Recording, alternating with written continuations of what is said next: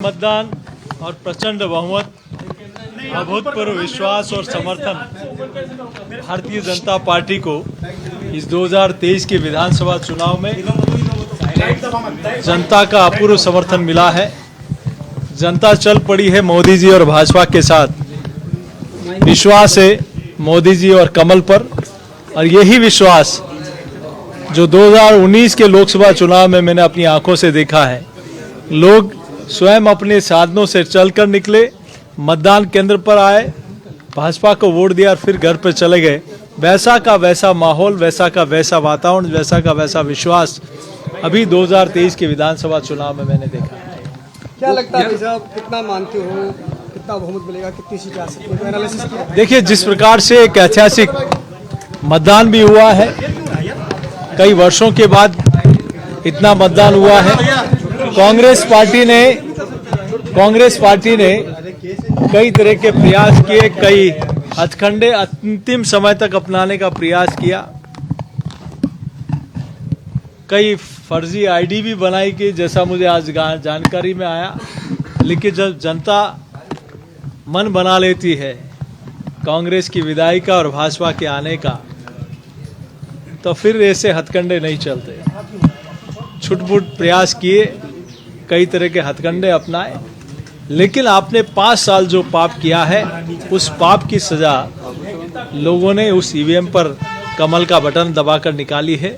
विश्वास जताया है भारतीय जनता पार्टी के ऊपर, विश्वास जताया है डबल इंजन की मोदी सरकार के ऊपर, और यही विश्वास है कि मतदान का प्रतिशत भी बढ़ा और भाजपा को अभूतपूर्व समर्थन, स्नेह और आशीर्वाद भी मिला। मुख्यमंत्री गहलोत का कहना है कि ये जो समर्थन है, मुख्यमंत्री की पॉपुलरिटी थी, मुख्यमंत्री सरकार की योजनाएं थी, उनको लेकर लोगों में उत्साह था, वो वोटिंग परसेंटेज इसलिए बढ़ा है। बिल्कुल गुस्सा था कर्ज माफी नहीं करने का, गुस्सा था बेरोजगारी भत्ता नहीं देने का, गुस्सा था पेपर लीक में इनके द्वारा लाखों युवाओं का भविष्य बर्बाद करने का, वो गुस्सा था महिला की सुरक्षा नहीं कर पाने का, और विश्वास था मोदी जी और भारतीय जनता पार्टी के ऊपर कि जो उन्होंने कहा वो करके दिखाया।